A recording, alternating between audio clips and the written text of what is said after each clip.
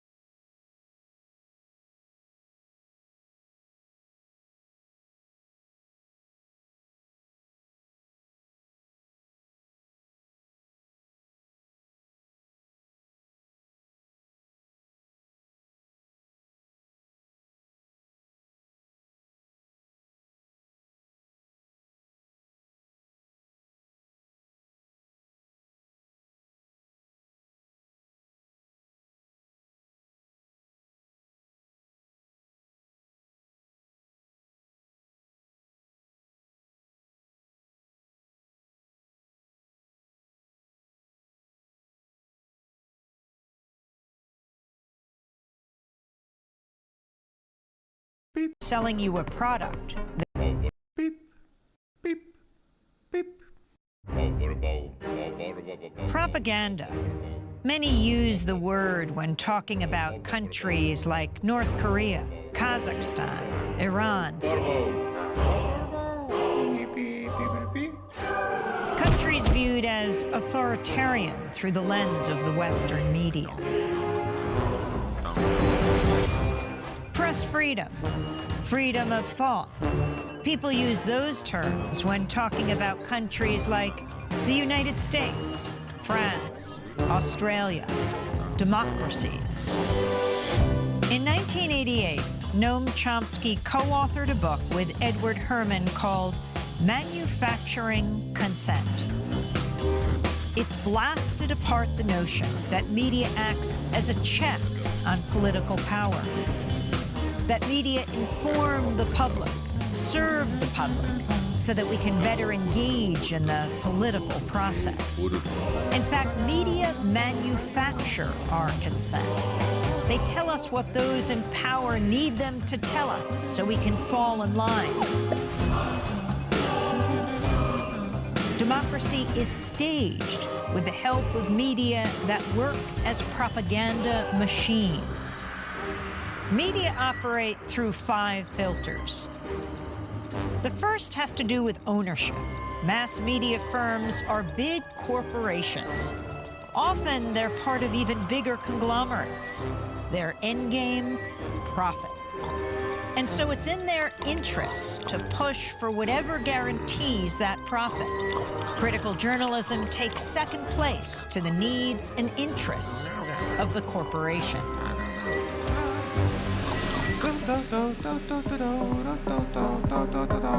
The second filter exposes the real role of advertising. Media costs a lot more than consumers will ever pay. So who fills the gap? Advertisers. And what are the advertisers paying for? Audiences. And so it isn't so much that the media are selling you a product, their output. They're also selling advertisers a product, you. How does the establishment manage the media? That's the third filter. Journalism cannot be a check on power because the very system encourages complicity. Governments, corporations, big institutions know how to play the media game. They know how to influence the news narrative. They feed media scoops, official accounts, interviews with the experts. They make themselves crucial to the process of journalism. So those in power and those who report on them are in bed with each other. If you want to challenge power, you'll be pushed to the margins. Your name won't be down. You won't be getting in. You've lost your access. You've lost the story. When the media, journalists, whistleblowers, sources, stray away from the consensus, they get flat. That's the fourth filter. When the story is inconvenient for the powers that be, you'll see the flak machine in action, discrediting sources, trashing stories, and diverting the conversation. To manufacture consent, you need an enemy, a target. That common enemy is the fifth filter. Communism, terrorists, immigrants, a common enemy. A boogeyman to fear helps corral public opinion. 5 filters, one big media theory. Consent is being manufactured all around you, all the time.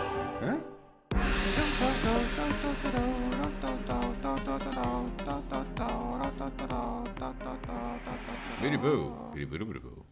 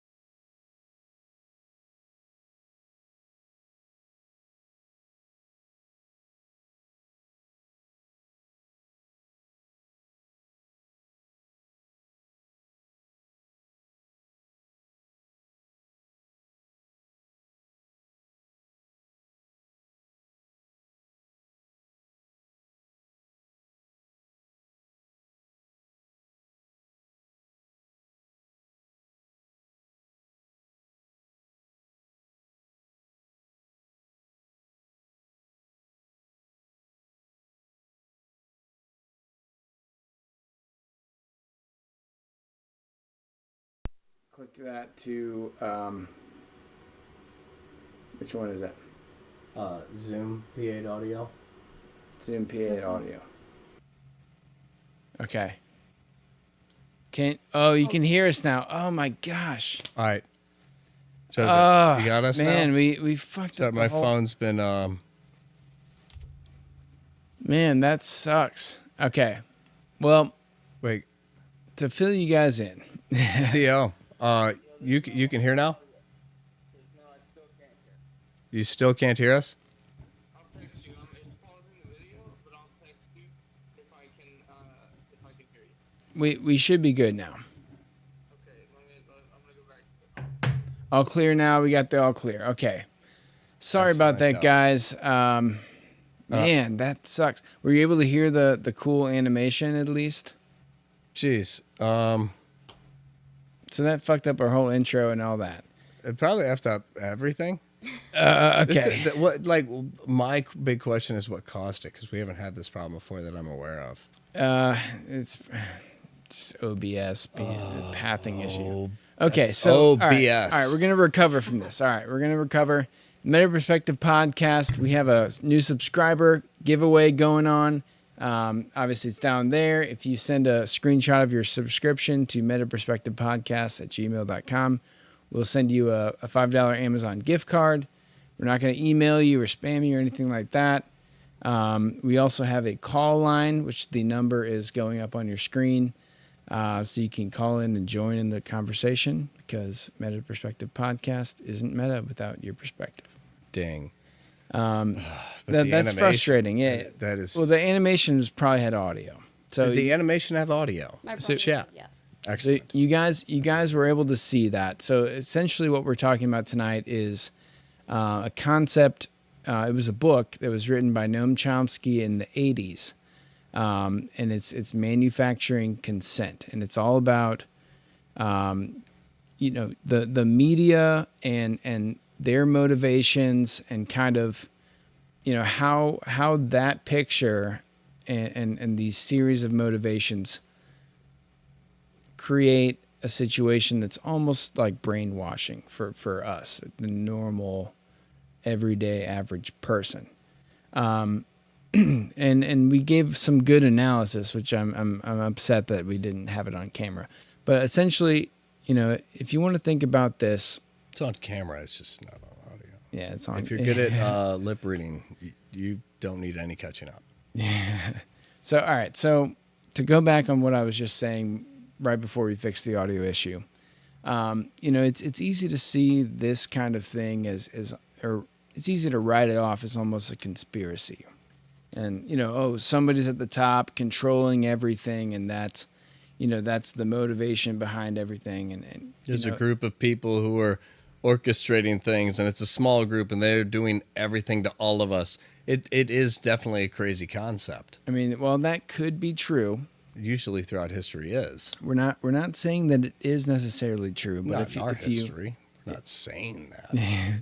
If you suspend the idea that is the case, and you think about instead the individual motivations for each person along that chain. So if you work for a media conglomerate or a media company, you're if you have a self-preservation mindset, you're essentially going to want to keep your job, which is your income stream. And as the video, perfectly painted out, is if you are a dissenting voice, if you go against what this organization is about, then there's going to be no room for you. You're going to be eliminated. And we see that with Tucker Carlson, which was the example that we gave. He was the face of Fox News. I don't understand why they got rid of. I mean, it's something to do with a lawsuit and Dominion voting machines, but I think there's a deeper level, is that he was just challenging he was challenging the status quo in a way that wasn't conducive to advertisers and advertising dollars. And that's kind of, what the video was laying out is these media companies which are now under threat from independent media, podcast, Joe Rogan, Russell Brand. All these names are now kind of challenging, your typical legacy media spin or perspective. And we're seeing it now more than ever, the censorship and the control and everything, terms and conditions, all this stuff is kind of, it's set in motion to quell these dissenting voices. And that's really kind of where the brainwashing effects of manufactured consent comes into.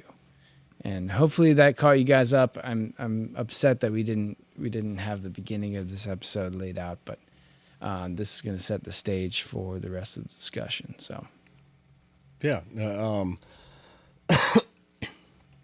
yeah, I think, it's, again, like I said before, it's everything from the things you buy to the music you listen to.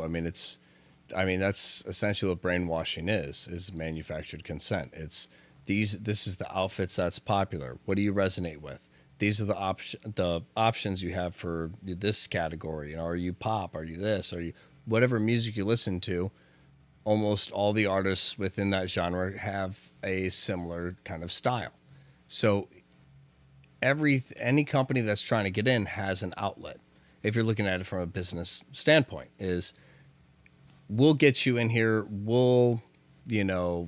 You can be the advertiser and we'll push you in these things where, I had a friend of mine who was talking about Drake, and somebody walked up with these new Adidas, and he was like, checks over stripes, like Drake said. And it's like checks over stripes. He's talking about, Nike over Adidas. I told him, I said, I guarantee you, he's sponsored by Nike. He was like, you always got something to say. I'm like, well, here, let me Google, because I don't know. So I Google it, and Drake has his own collaboration, his own branch from Nike, with Nike, that, he set up with them. So clearly, if I went into business with them, created my own branch, and I'm sponsoring them while they're sponsoring me, it's a dual partnership.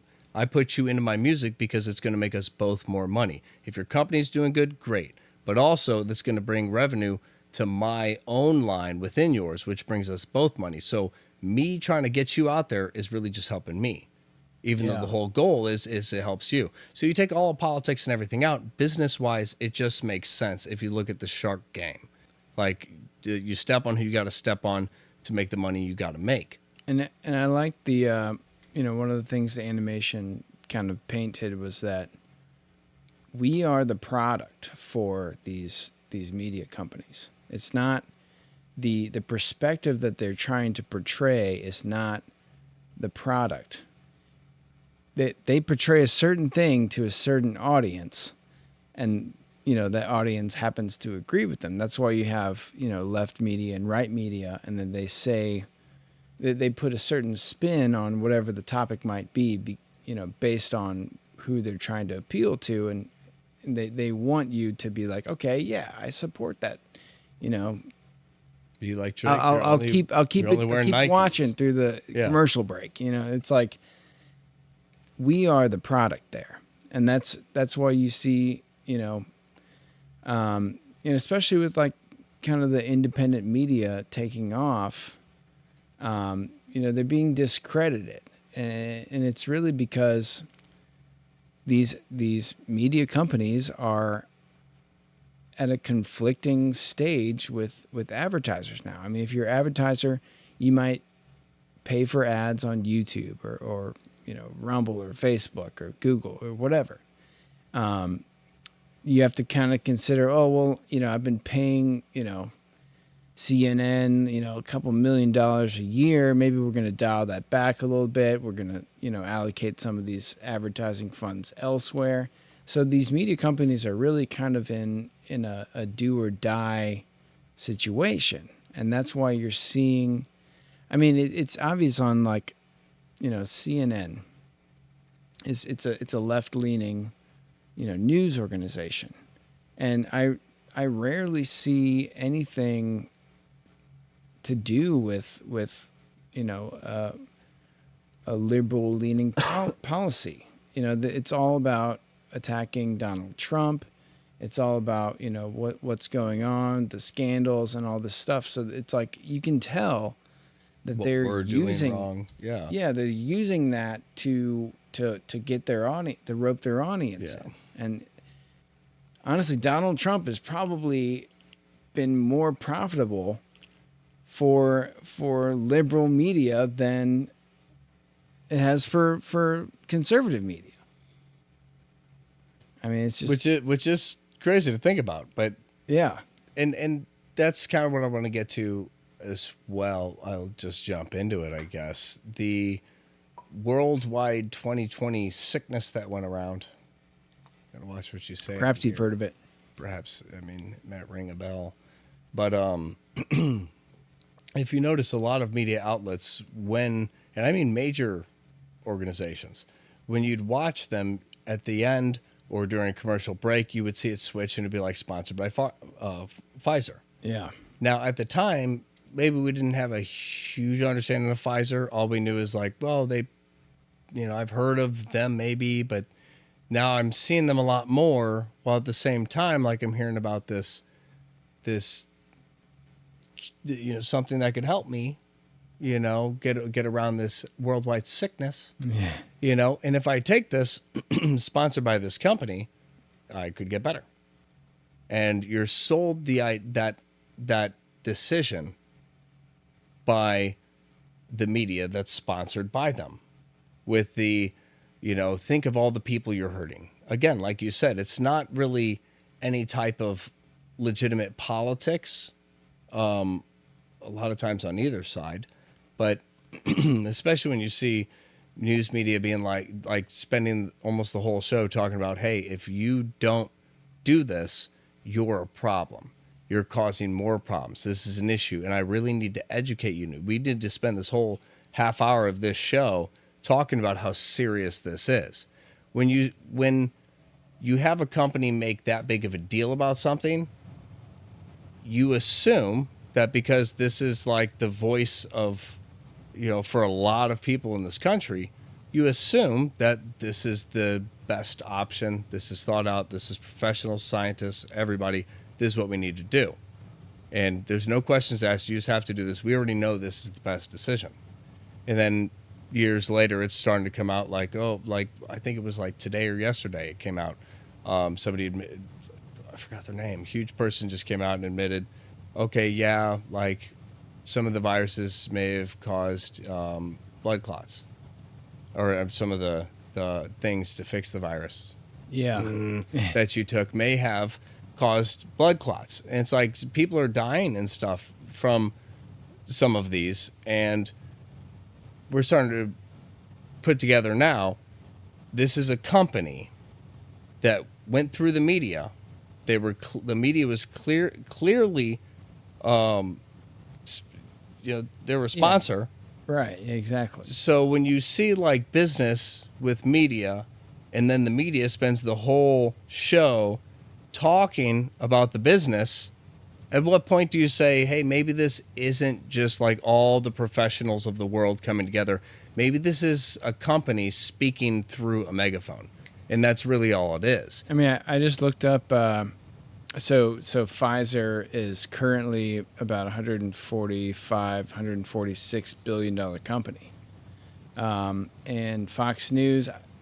I just looked that up because they're kind of supposedly the top news organization at the current time. They're about 6.8 billion. So it's a small fraction. I mean, I don't know exactly the math on that, but it's pretty much 1/10 of the size monetarily of Pfizer. So Yeah. it's easy to see that a large organization like Pfizer could potentially, here's $1 billion. Like let's run your advertising on your station, and because we're giving you $1 billion, you kind of have to do, or you at least can't say anything against us, and that's not necessarily Fox News. I just looked that up because it was, supposedly the top. But I mean, it's easy to see now more than ever that the motivations and the monetary funnel that is going into our brains is, people get news from these legacy media organizations, but then there's offshoots. There's kind of almost like sponsored. Honestly, it just seems like people are just repeating the same thing, and it just kind of goes down across the board. So it's not really like you're not hearing any independent thought or critical analysis of these situations. It's all a money trickle and a money filter. So if you understand that, you can kind of pick apart, what's not even what's truth from fiction, but what is manufactured truth. And the idea, I believe, behind this effort is to get a unified perspective, something that is accepted by a majority of people or a large amount of people. And then, I mean, all of you guys out there can probably agree with this, but it's so hard to follow politics or economics or companies. I mean, I'm big into investing. I follow companies. I follow politics as much as I can, but there's a lot of information out there. It's almost impossible to, by yourself, to do it all, to know it all. And because of that, you find a lot of people are not willing to put in the effort to educate themselves and inform themselves and make a free thinking, critical analysis of what's being told to them. And most people will go with somebody that they trust. And for a long time, and even now, that has been people like anchors at these media organizations. And I mean, there's nothing wrong with that if you trust somebody to do the analysis and to give you the rundown of it, and then you agree with their perspective and you go off of that. But we're seeing now more and more the motivations behind all of these legacy media, this whole conglomerate. You're seeing it play out in like the Twitter files, where it's like the government was working with the media and the big tech organizations to censor people, to put out a certain narrative, because there's money behind it. I mean, it's obvious to see that now. And any analysis of this has been kind of pushed off into, this is like the alt media, the independent, substackers and podcasters and all that. We don't really listen to them because they're not legitimate. But you're seeing now more and more that it's these are legitimate voices. These are the voices of the people, of the majority of us all. And if you can't at least entertain the idea of an alternate perspective, then you have been brainwashed. Yeah. If hearing an opposite perspective from what you believe makes you mad, like, boils your blood and shuts your brain off, and you're not even going to listen, then you've been brainwashed. I mean, that's the only time that you should have that response psychologically should be when you see that happening to other people. And by that, I mean like things like human trafficking. Here's somebody who has no say, who is a result of a situation. Like, we don't stand for that because everybody, it resonates in everybody. Nobody would like that. We should stand against that. If somebody has a different view of yours and it kind of questions your thought, obviously, if you're being told by the media you watch that if somebody believes and this goes for both sides, but if somebody believes in this, then they're not for democracy. They're against you. The reality is they are probably being told the same thing. It's left brain, right brain. One side's being like they don't care about democracy and what these social issues are. They don't care about how people are affected and how people are hurt emotionally and psychologically. They don't care. And then the other side's like, hey, pick yourself up, forget your emotions. There's people with real issues out there being trafficked and stuff, and we need to, think more about them and stop getting all in your emotions about what you're going through. You lived a privileged life, and you're just emotional about life not being fair. But the issue is not which side is right and which side is wrong. The issue is that they're both arguing and trying to argue with each other that their side is right. Right. There's no listening. Conceptualizing the same idea from two sides. Yeah, both sides are guilty of not listening to the other side because they're trying to prove their own. Because there's really no foundation. So both sides are really trying to argue for something that they don't concretely believe in. That's why you can get in an argument with somebody and they'll throw out like, well, I'm just not too knowledgeable in these areas, just this. So when it comes to politics, you're down to throw in if it's your topic. But when it's other aspects, you're like, nah, I only stick to this one. Well, then you don't really care about the mass. You don't care about the foundation. You don't care about, like, if you stand for human rights, for example, both sides, if you stand for human rights, then the biggest issues like human trafficking should be, and drugs, and the things that actually or are causing war. And war. Specifically, human trafficking and war. But then you get into the drugs where it's like the stuff's being pushed so heavily and cut with all these things.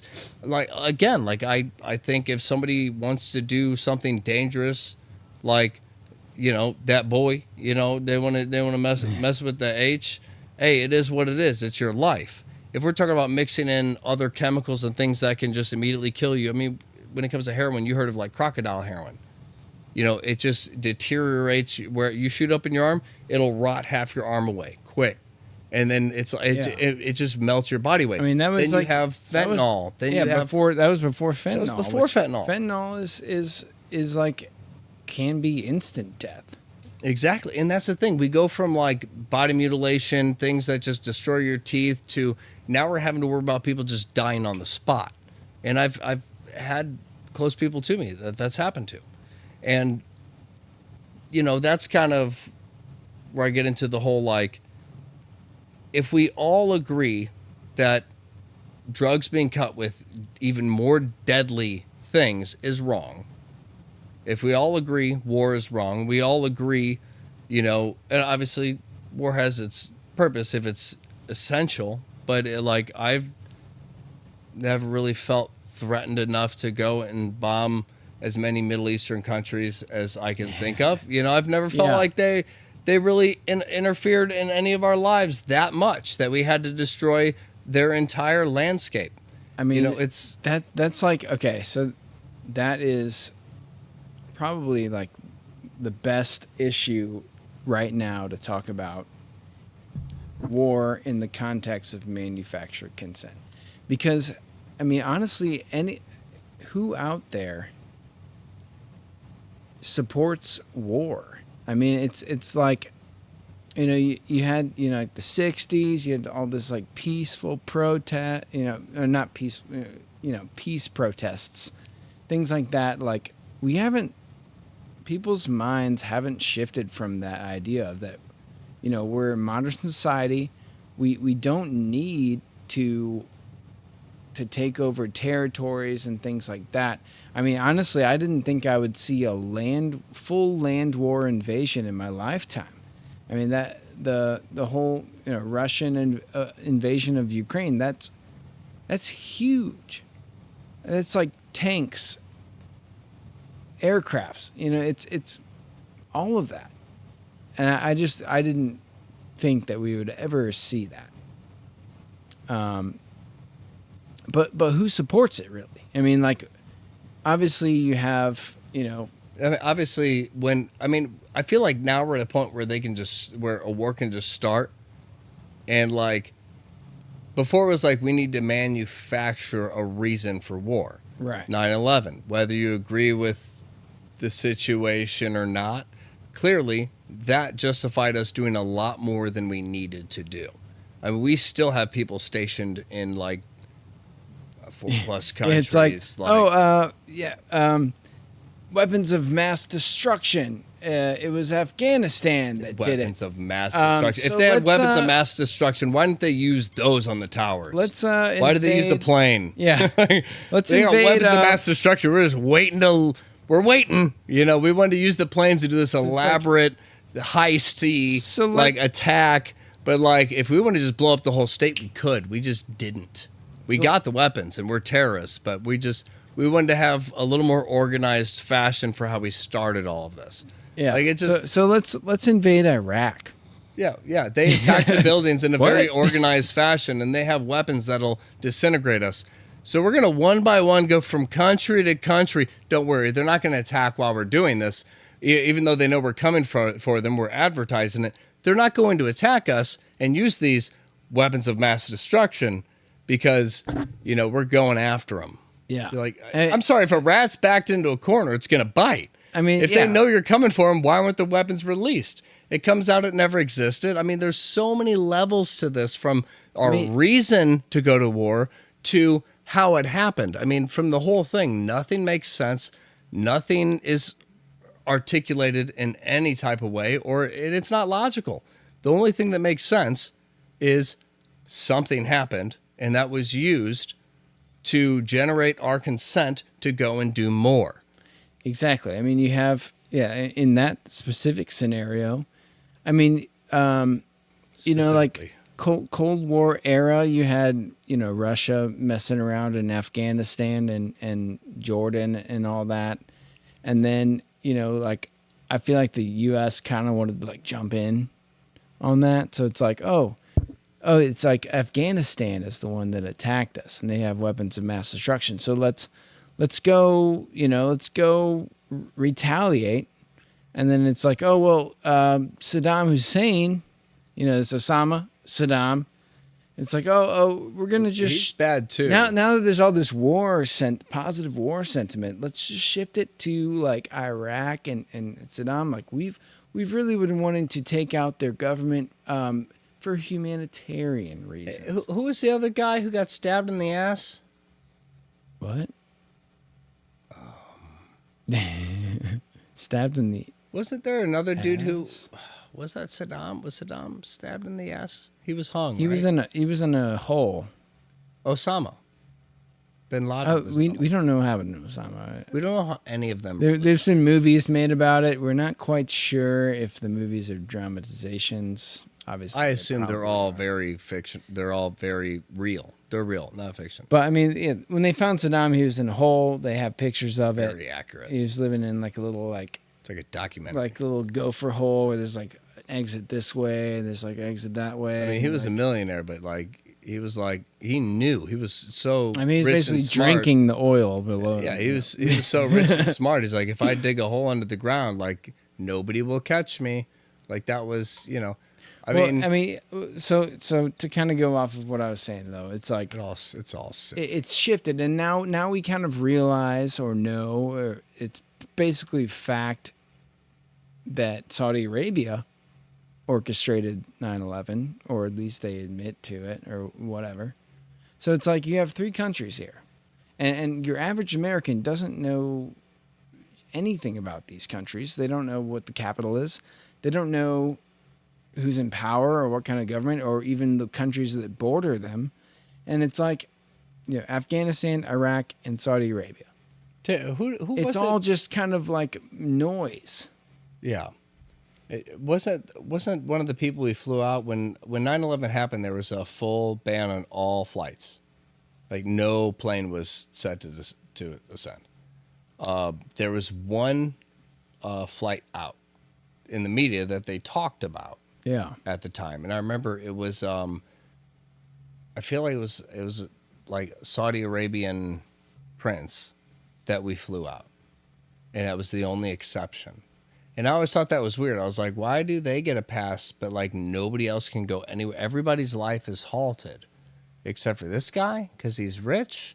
But now, I mean, obviously years later, it makes more sense. You're like, oh, Yeah, we go invade business is done. we Back go home. invade Iraq and take their oil, and Saudi Arabia is selling us oil at the same time. Go to Afghanistan, steal their It's like, opium. take out Yeah, the it's- competition. Yeah, I mean, we went in every place we stationed. We're still there collecting resources. I mean, That's the whole thing. It's like to get back to the manufactured consent. You know, the reason why we got into that war in the first place was, you know, a retaliation. It was a war on terror, kind of conceptually, but that nobody knows what that means from a military perspective. I mean, you had basically, you know, pseudo paramilitary contractors that are doing all this stuff. It wasn't even considered a real war until, you know, 20 years later we realized, oh yeah, we got friends that go over there, and like nobody really knows what they do. yeah. I mean, like I've talked to one of my friends that's been over there, and it's just like he talks to informants and like it's kind of like an intelligence game. It's like, oh yeah, well, like I've got a couple informants. One of them's like in this terrorist thing. The other one's like kind of like on the side of it. He's not really in it. You know, it's like, but what's the goal? Like what's being done over this time period? And you know, after the initial rage and you know, this is kind of like going back to Pearl Harbor. It's like, oh, let's go get the Japanese, blah, blah, blah. You know, after that post 9/11 thing kind of subsided, you had to find a reason to carry this on. And the media is silent on those things. It's not really, there's not a conceptual goal that can be pushed. So it's just kind of, it's washed to the backside. And it's not really, you don't know about it unless brushed you off as maintenance. Right. Like We're there. We're still there, but it's, you know, maintenance. You're like, it's been a long time since then. They're like, well, got to make sure it doesn't happen again. It's like, I'm pretty sure there's other threats going on that are worse than the original threat that didn't really seem to be a threat. yeah. But again, like you said, it's manufactured consent. It's creating reasons for everybody to get behind, back in something that they normally would never agree with. Because at the same time, it's not really a threat though. Too, that's part of the manufactured consent too. It's you know, yeah, we were attacked once by what could have been a rogue group, an offshoot of a terrorist organization that hijacked some planes and did a lot of damage. That could have been 5 people. Yeah. So to go on a 20-year long, drawn out conflict, you have to find a way to sustain that. And that's basically, you know, that's where the manufactured consent is. You have to find an enemy. You have to, the terrorists are an enemy, you know, Al Qaeda, they're over here, now they're over there. So we're just going to invade that country. No, it's ISIS. And you know, Now so it's just to Hamas protect you. Yeah. Now it's Hamas. It's like, oh yeah, we're going to prevent anything from happening to America. But now it's interesting because, you know, all the 3 wars or whatever that is going on. You know, Ukraine, you have you know, Israel, Gaza, and then potentially to Taiwan and the Chinese. So it's like, how are they a threat to us? I mean, I get maybe the Taiwan thing more than anything is because there's economic. You know, Taiwan is a big semiconductor producer. They're kind of like in the China manufacturing sense, but we're more friends with Taiwan than China. So we kind of like, you know, there's economic conflict there. So, you know, that to me is more legitimate than what's going on in Ukraine or in Israel. I mean, United States has always backed Israel because you have kind of this it's like kind of the God, like we're in it, with you, the Holy Land, all this shit. It's like people fought crusades over that, so I kind of get like supporting them, but I mean, Israel is not a bad, like, they're not an impoverished country. They have money. Yeah. They have weapons. We don't need to give them weapons. They can buy it from us. We don't have to give them stuff. And we can't, and at the same time, it's like we're supporting both sides right now. We're giving money to Gaza and we're giving money to Israel. So what the fuck is going on? Yeah. Nobody actually voted for this or gets to decide. We're all along for the ride, and what we're being fed is that it's okay and it's for a reason. And it's often a humanitarian reason, which sounds great. And to kind of back on that, especially humanitarian aspect, I'm going to jump back in and just get us canceled tonight. Yeah. But yeah, the big thing with COVID, I said it. I'm not scared. Talk about it. I'm not scared. Let's do it. I'm going to open up. Open up. This is my. Our channel's not big enough to get canceled. My confessions. The AI will find us, but. So when COVID first started, I remembered when it all happened thinking like, okay, I kind of have an idea for how most of this stuff works. Like they're going to push vaccines, stuff like that. It's going to be a thing. And I didn't think too much of it. I was just like, it's what it's going to be. I mean, there was uncertainty at that time. But I knew, like, and I told people, like, it's going to be almost mandatory. There's going to be an aspect of mandatory. Obviously, nothing's going to go against what would trigger an all-out uprise, which would be like, hey, they're saying we have to. That's what we said they would say. Now we proved it. Well, we can't prove them right. So how about just military has to? Certain people have to. These groups have to. Yeah. But it's only for your job, so you don't have to. You could lose your income, just quit your job, 17 years, that's fine. Just quit and you don't have to. It's like, you're not giving me a realistic option. Yeah. Like, I'm losing everything to do this. So it's like, I can stand for what I want. And again, like at the time, this was nothing political for me at all.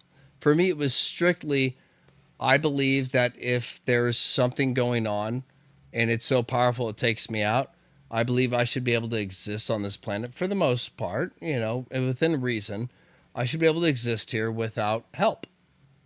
My body's made to adapt. So as something comes out, my body will find ways to adapt. Well, it's 51%, killing, and your body only has 49% to fight it off. Okay, well, I'm going to trust that 49, that I can boost that up a couple points, and right, yeah, maybe I can fight it off. The whole natural immunity argument. But and that was my thing, was it wasn't even a political thing. It's just a life perspective I've always had, which is if I'm made to exist on this planet, I should be able to exist. I thought it was weird that we create all these roads, all these streets, all these sidewalks, and we create shoes because we have foot problems. How did we exist? How do we evolve? Foot problems? Yeah. What animal has foot problems? Like, we created stuff which created problems, and we created things to fix those problems, and some of those things we created made more problems. Look at heels. So you have a lot of different perversions of reality to try to fix things without really understanding what the problem is. Hence antidepressants. But to turn off, my point being, when you see a giant company like Pfizer come out, and they're a huge sponsor in a lot of media outlets where they put their picture, we're cutting to a commercial break, Pfizer. Yeah. And it's like, okay, this is during the pandemic. I don't even know who Pfizer is. But I'm seeing them, all of a sudden, I'm seeing them in every media outlet. Yeah, so clearly, the PR guy was like, everyone's cool with Pfizer now, so just feel free to just put the logo on there. It'll make the population trust us. Yeah, like it doesn't raise eyebrows to be like, I've never seen Pfizer as a sponsor of this publicly. But now that I see it, I can't help but think that it has something to do with the shots they're pushing, because they're one of the ones that are creating them. If they're a business, they're creating the shots, and they've cornered the market kind of. So Pfizer's going to be the one that most people take. It's kind of how I saw it when it first started. And it was sold as, and this is a branch of manufacturer consent, as far as like the flack. You know, it's like when this first started, other people were coming out saying, hey, this isn't, you shouldn't just take this. It's a new vaccine. Now, when it first came out, Trump said, I'm going to have a vaccine out in 6 months. I'm going to create a vaccine. It's going to be out in 6 months. I'm going to do it. I'm going to have one out in 6 months. Now, everybody on the other side was screaming, hey, it takes at least 3 years for production. We all know how this works. It takes time for it to go through FDA. We don't know that this is safe for 3 years. And everybody was against Trump for putting a vaccine out early. Yeah. And I remember, again, this is not political for me. Right. I just don't believe in vaccines and shots. I think I should be able to exist on this planet without shots and chemicals or anything. I should just be able to exist. If I cannot, I'm okay with being taken out. I can accept that fate, because that is with nature, with reality. This is the reality. If I cannot exist within reality without help, I don't really belong. That's kind of always been my perspective. You don't need an artificial crutch to get over animals a natural progression. Animals have not made it this far in society because they had help from other animals being like, this will keep you safe. It was the strong survive. And I've always kind of believed that in a very holistic way of, I need to build myself to be stronger. The healthy survive in that case. It's like if you're unhealthy, if you're overweight, if you have respiratory problems, you know, you would get taken out by a respiratory virus. And that's, I'm not saying that this, but again, this is why, right. But again, this is why I believe that and why I've always believed that. It's why, not necessarily recently, but throughout most of my upbringing, I've always worked out. I've always been healthy. I've always, for the most part, watched what I take in, and that reason being that I understand that everything in this world it coexists. Plants, animals, sun, water, it all just coexists. Everything works together. So if I need help to do that, the help that I get, I don't believe is helping me because it's manufactured. If I cannot just exist without a bunch of help, then we've created too many problems within this world. Like, oh, you need your tetanus shot, you need this shot. All these things we created make you susceptible to all these disease and illness. It's like, well, that's great. So I need to get shots and all these things to protect me. All I'm saying is a virus comes out, and then it's everybody has to take this. Now, when Trump said he was going to release this, everybody was against it. Biden, you can look, the clips are out there. Biden saying that he's not going to take Trump's vaccine. Kamala Harris saying like, well, you know, this is going to be a tough decision for everybody. I personally am not going to do it. But like, you got to make the decision for yourself, you know. And I remember that being the perspective too. I remember talking to people that were like, well, I'm going to wait, you know, at least a year before I get the vaccine just to see the data come out. Those same people, like I were arguing with me 3 months later. Yeah, I have one person. Why would you get it? One person in my mind specifically that said those words to me. I'm going to wait 1 year. And this was like June 2019 or 2020. It really came out like June end 2020. of November, And December. yeah, and then there was the big 19. push literally like three months later or so.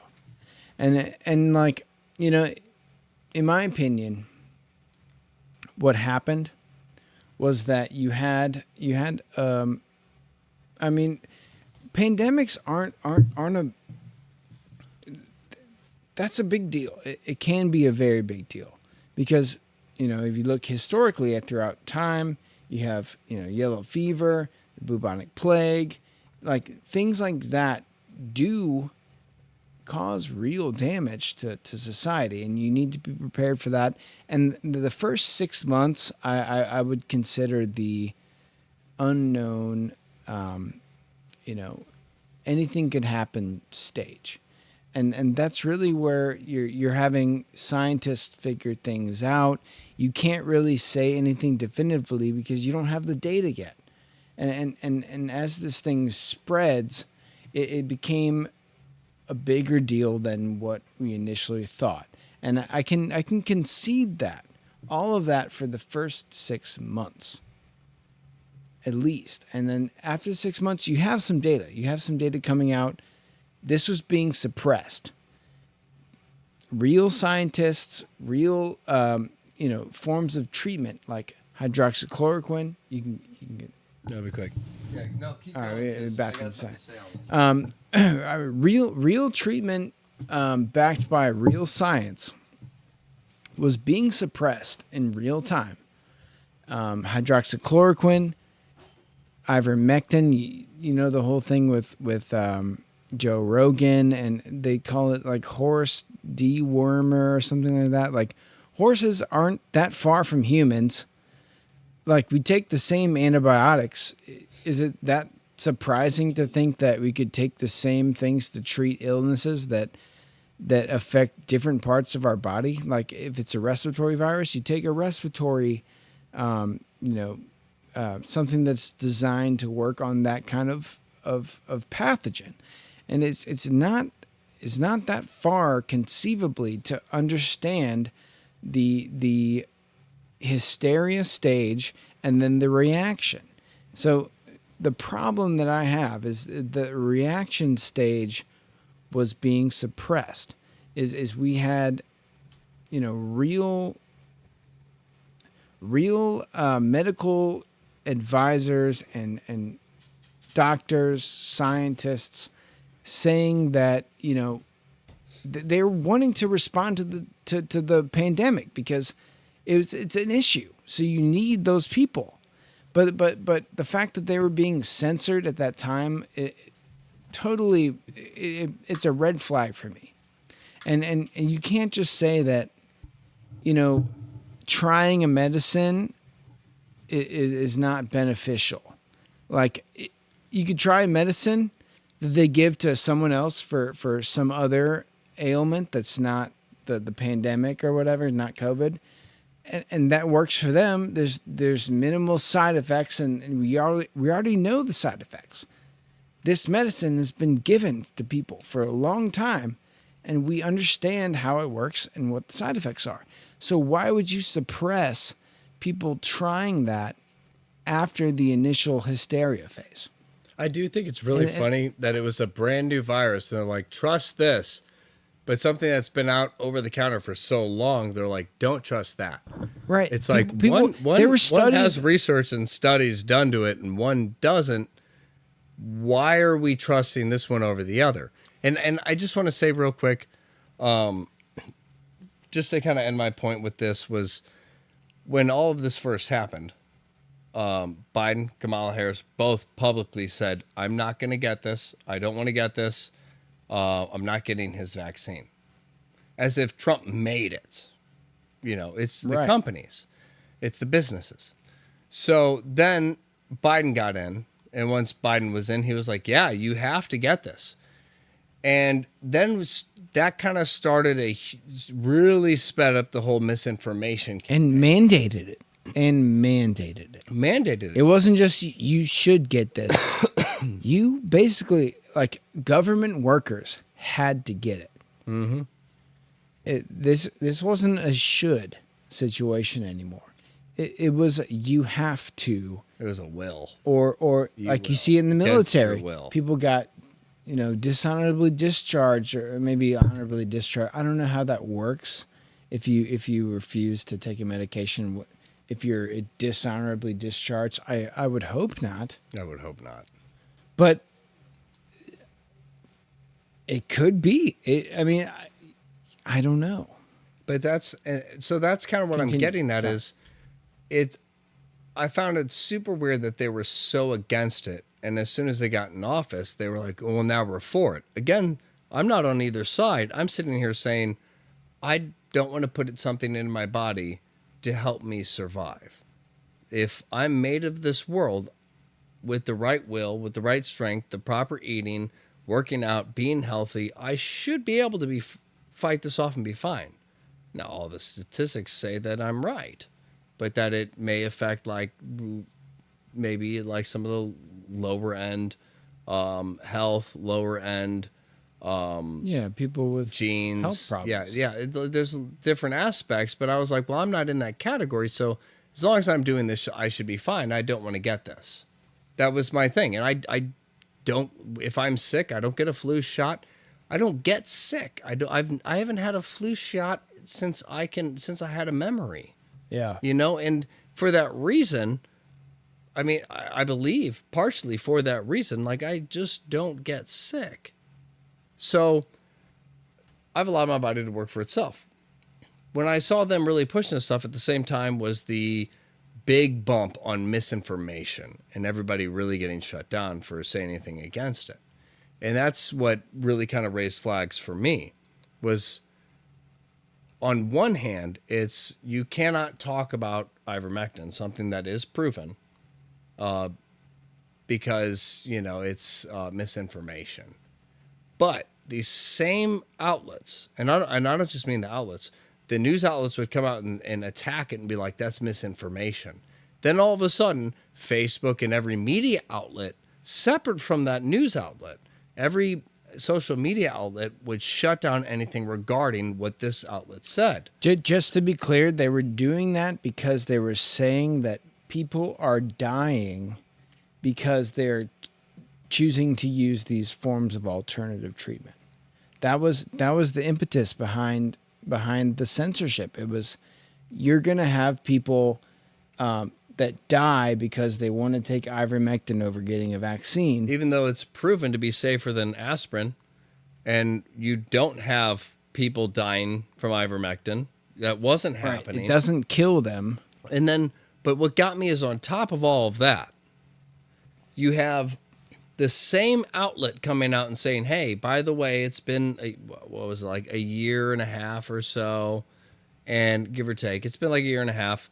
And so we're going to go ahead and say it. We're going to be the first to say it. If you have the vaccine, you are good to go to your family's Christmas. You will not get people sick. You can go hang out with your grandpa and this and that. It was deemed, and they were saying you can.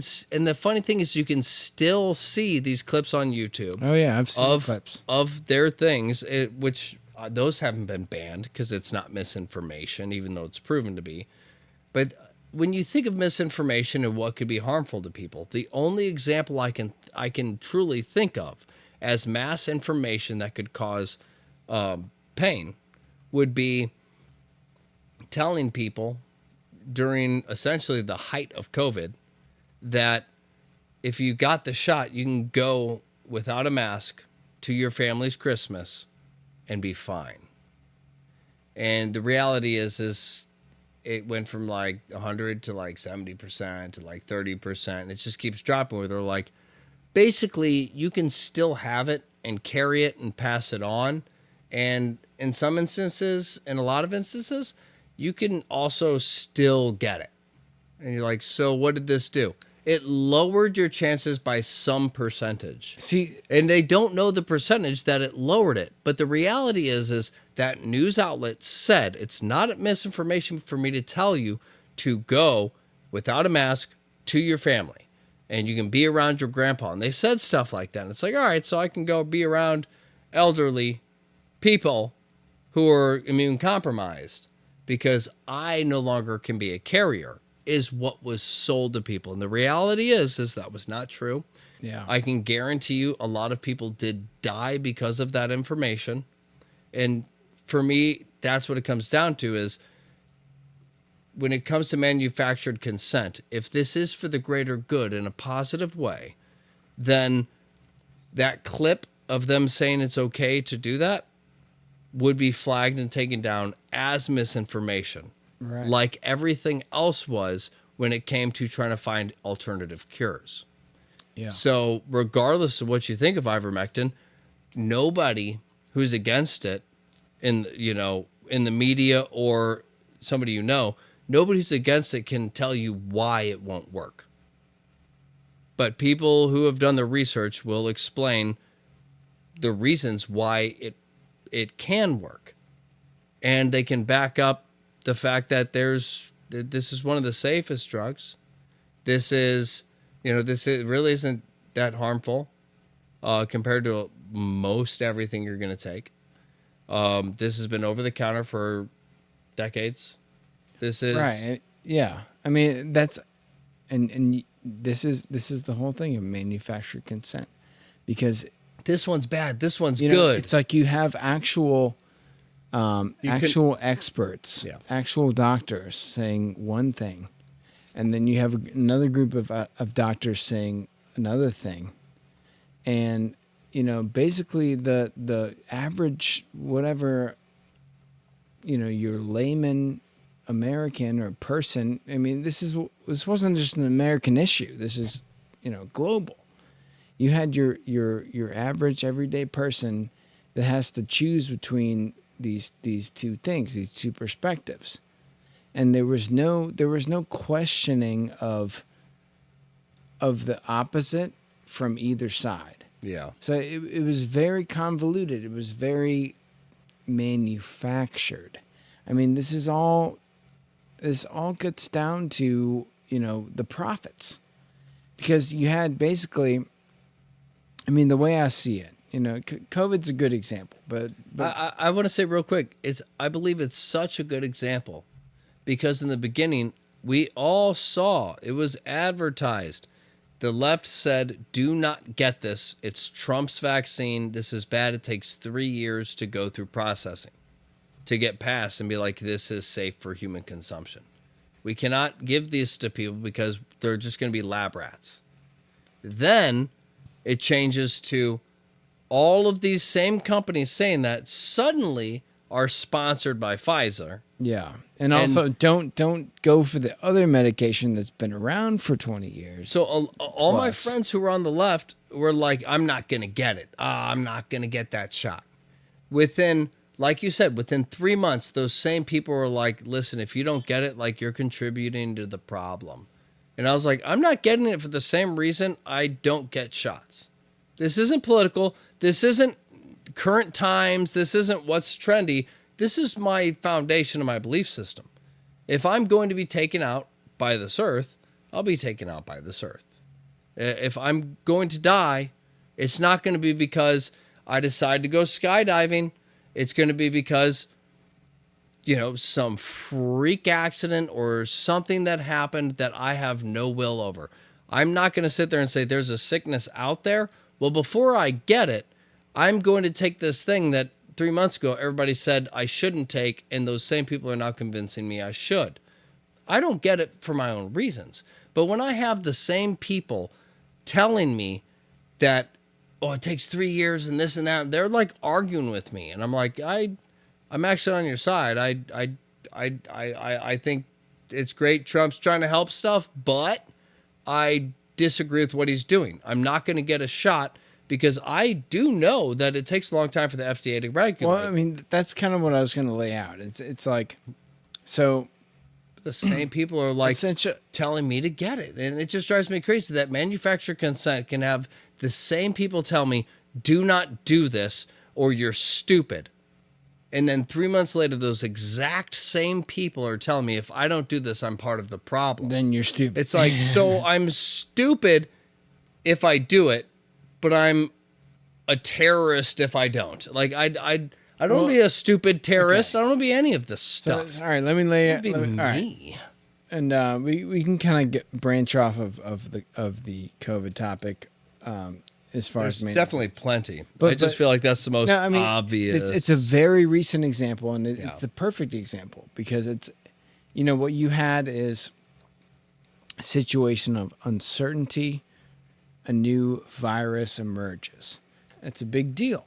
I mean, that's what I'm saying. That there's a 6-month emergency, unknown period where you basically have to respond to all this stuff. And it's hard to really kind of point fingers at that stage because there was hysteria. You don't know what's going on. You don't know what can happen. And that's fair. I concede all of that. But essentially what you had is virus emerges overseas, spreading faster than we'd like. Trump, America, the money and the pharmaceuticals behind that, yeah, they want to find a solution, obviously, because that means profits for them. So you had basically the government agreeing with these pharmaceutical companies, like, all right, Project Warp Speed, we're going to give you money, we're going to fund you. We want a vaccine as soon as possible. Project Warp Speed, yeah. Jesus. You didn't know that? Whatever. I'm not surprised. I mean, so yeah. Let's call it Project Warp Speed. Trump, we got to really get it through here. If it's Trump, it's going to be called Warp Speed or Space Force or awesome fucking shit. But so Operation Warp Speed. So we had basically an uncertain situation we needed to respond to. We had a lot of money that goes into this.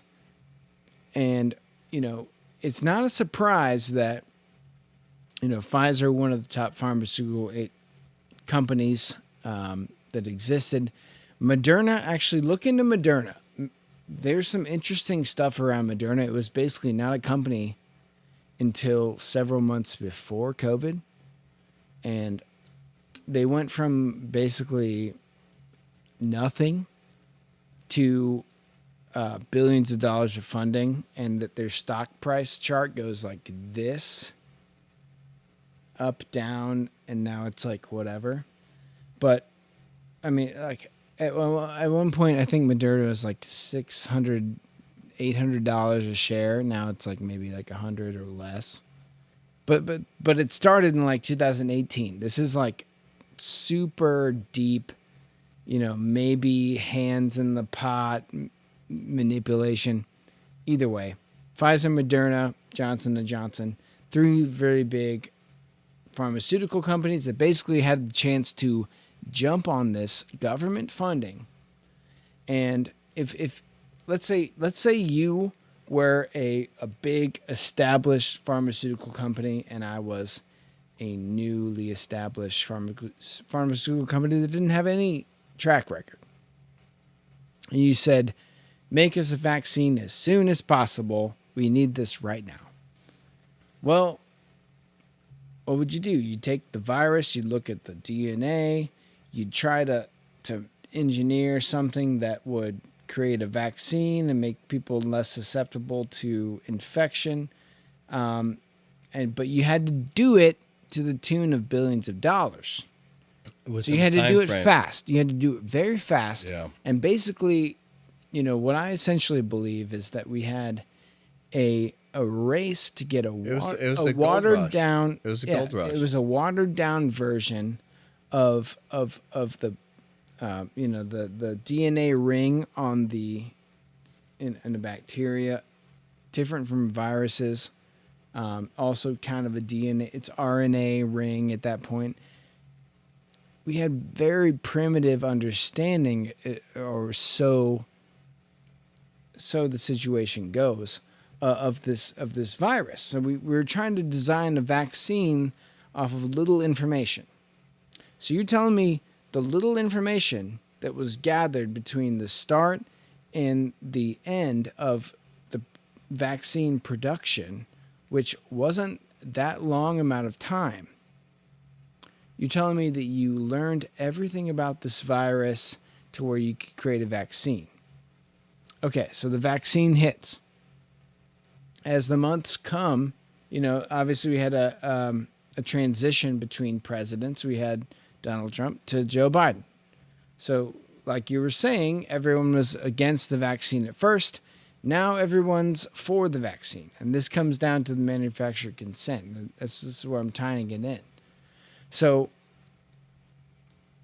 you had a shoddy attempt to get a watered down vaccine as fast to market as possible, as quickly as you can, because that's going to be billions of dollars from the government and also everyone else that's going to pay for it. People want the vaccine. So yeah, we're going to produce it as fast as possible. So all these DNA scientists, they have this, somewhat understanding of this virus, and they have to design a vaccine around that. So you fast forward, right? Everyone was saying that the vaccine's going to prevent you from spreading it. But at the same time, they couldn't tell you if you could spread it without symptoms, if you could asymptomatically spread the vaccine. They couldn't tell you how it spreads between people, whether masks and lockdowns were good. They couldn't tell you a goddamn thing about the virus, but they could tell you that they designed a vaccine to prevent it. We know exactly how it works to destroy it. We just don't know how it. We don't know how it spreads. We don't know how it doesn't. We don't know if you have it after getting it 6 months later, if you can give it to your grandma still. We don't know. Yeah. So you have to stay in your house. So you're telling me the medical community, who is so conflicted on this, in one hand you have a vaccine that was rushed to market. In the other hand, you have people that are analyzing it, trying to see if if it has efficacy or not. And then at the same time, you have alternative treatments, and at the same time, you have the possibility of natural immunity considered in the statistics. Well, all this stuff happened within a year. Yeah. And there's no data, there's no scientific conclusion, so we all defaulted to the media and what they said and the experts that they put on. And this is the manufacturer consent, is that everybody was brainwashed between 2020 and the end of in 2021. Within that year, people found the lines that they stood behind. They found the side that whatever information that you got at that point, that was the most informed decision you can make. And I'm not saying it's wrong, because we weren't informed at that time. It was so controlled, and this all comes back to the media manipulation. So if scientists can't tell us how it spreads, how dormant it is, or anything like that, take advantage. You're telling me chaos. that you can have a vaccine for this, and we should all be mandated to take it? That to me blew my mind, and I questioned everything. I didn't know this was a political issue until it became one. It wasn't a political issue until it became one. Mm-hmm. And they made it right and left. Questioning vaccines is right wing. And I remember that being like, what? That doesn't make any sense. Because the left was the original one to question the vaccine. But it was the Donald Trump and the right to make it. There is a lot of the right that's not for vaccines. It's all Pfizer. When Trump came out and said this, a lot of the right was like, we don't really want an immediate vaccine. Yeah, this thing's spreading. It's not great, but we don't want if you want to make a vaccine, that's great, but some sped up thing, we're not 100% for. Obviously this is a big issue. We don't really know the proper place, because if this is spreading and just wiping people out, we like a bubonic plague. We want something, but at the same time, we want what we're taking to fix the problem, not create more. And it's like I said, you can put sidewalks everywhere. Next thing you know, we need shoes because our feet are becoming deformed from walking on the sidewalks and the concrete. It's when you try to create solutions for natural problems and the solutions are not natural, you create more unnatural problems. So that's one of the things that got me was you have these giant corporations that jump out and say, and are publicly advertised on these news outlets that are saying, hey, we're the speakers for America. This is what you need to do. In case you guys are scared and you're coming to us for questions, we have the answers. Sponsored by Pharma, coming up at 9:00 tonight. Yeah. You're like, well, that's weird. Why is it sponsored? Why is all the information sponsored by the people who are just trying to fix it? They don't know what's going on. They don't know what it is. They're trying to fix the problem, which is great. But why are they the main sponsor too? Shouldn't they just be like, hey, we're getting media coverage. That's great. What you're telling me that they funded and paid for the media coverage? That's a separate issue. So then you look into basic Pfizer. So what is Pfizer ranked in Fortune? Fortune Fortune World's Most Admired Companies, All Stars 2023. I guess that's the thing. Fortune World's Most Admired Companies All Stars 2023. For the second consecutive year, so it'd be 2022, 2023. For the second consecutive year, Pfizer has been ranked in the top 10 on Fortune World's Most Admired Companies All Stars, ranking number 8 on the list this year. Number 8 out of 10 most admired all-star companies, big money. Oh yeah, So one of the all-star. one of the top That's a great classification. one of the top 10 companies Uh, fortune wise you got is Apple. is you have is the one Google. sponsoring the news media outlets to tell me that I should get the vaccine they're making, and I shouldn't question that, otherwise I have problems. And then for some reason Facebook, YouTube, Twitter, and all these other companies will shut me down if I talk about that, because they clearly have nothing to do with Pfizer. And that's the problem. You have a company that's in the top 10, number 8, top 10 most Fortune mind-blowing companies. Yeah. And if I say anything negative about them, I get shut down.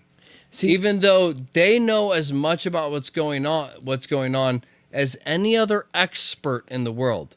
I'm supposed to think that right. that something new that just popped up, like, we got See, this, we got the resources, we got the money, don't worry about it, listen to us. But you're the one selling me the product. Exactly. Listen to us, we're gonna make a good product, we're gonna sell it to you. We're gonna Nobody advertise else can on, do this. Facebook and all that. Yeah, but See, when Trump said they were gonna do it, it was an issue. But when the left got into power, then it was a good thing. And that's kind of my issue, is it doesn't even seem to be about the vaccine. It seems to be about who's selling it. Right. What is the angle on it? And that, to me, is the proof of manufacturer consent. Not so much, not just what we've seen in the media with COVID, but who was originally selling the vaccine versus who got it sold. And that's, I'm not even saying that it was a conspiracy to harm people. I don't think it was. I think there was a profit-driven motive. Gunshots start, go, make a vaccine, and all these companies competed to come up with a watered down product and I put think it it's to more market. complex. And, But I and agree. it was, yeah. and you had complacent people in the FDA and the CDC. They were like greenlighting this shit because it was a legitimate problem. So if someone has a semi-legitimate solution, yeah, let's do it. So like, all this shit was greenlighted from the beginning, and there's now that we've gone past that, and we realize that the masks didn't work, the lockdown just didn't work. The vaccine, you could say that more people would have died, but realistically, everyone that got the vaccine can still get COVID. So what did it really accomplish? And you had all this shutdown, all these small businesses lost their businesses. People have and no the idea how economy many suffered. companies actually shut down because of that. Oh yeah, and at the absurd. top, it was the biggest wealth transfer from the bottom to the top Yeah. that ever in And it was history. pretty equal. So it like, was like, all things considered, did you accomplish your goal? No. Did you do you remember what it was? It came out where it was like the overall masses, the citizens essentially of America accumulatively lost like 150 billion or something, but then like it was like Pfizer and these other companies accumulatively gained 150 billion. Like it was an almost equal transaction where it's like, oh, that's super weird that they made as much money as we lost. So all these businesses, all this stuff, like, it's so weird that I'm sure there's something there, but I mean, it was an equal transfer of money, which, I mean, it blows my mind that like, Yeah, it makes me wonder, because it's like we didn't pay for the vaccine. Obviously, we lost a lot of money with everything with the shutdowns, but it just makes you wonder, like, that transfer of power, like, is that government? like, are we accumulated into that? Is it saying that the like America is worth this much and the American citizens are worth this much, but like a huge chunk of that is like government? I mean, Because I that always blew my mind. I never So, thought like- about it until now, but it that's blew the my thing. mind that the American people lost, like, it was something stupid like 150 billion or more. Yeah. But then almost the exact same amount was gained through the pharmaceutical industry. And it blew my mind because it's like the only people paying for that was the government.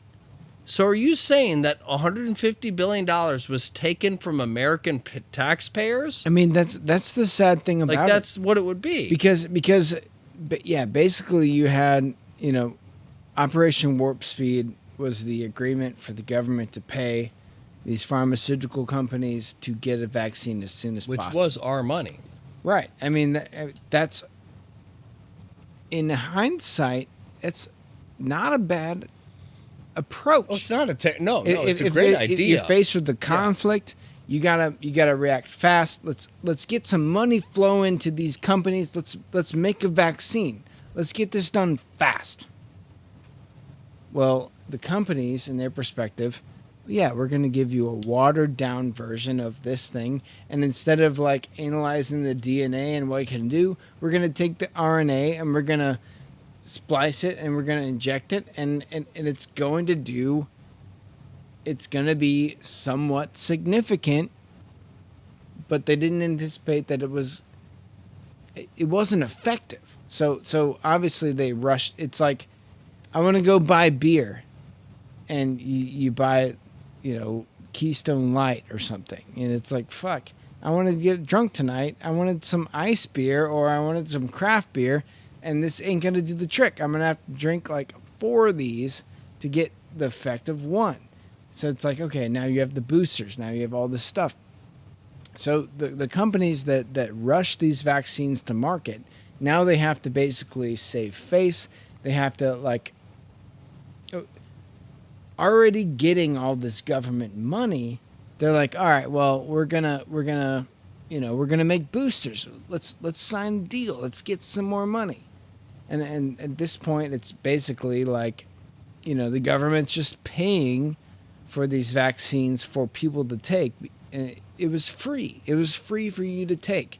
Well, the vaccine probably, if you follow all the shit, it's like, if you get a normal vaccine, it's probably like, I don't know how many, $100, $200, doesn't matter.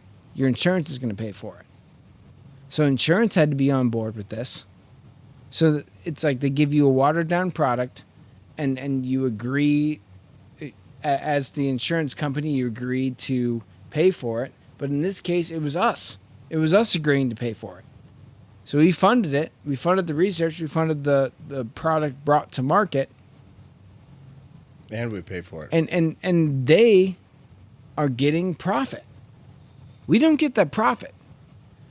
I don't know how much money Pfizer and Moderna made over the course of the pandemic, but it didn't go back to the government.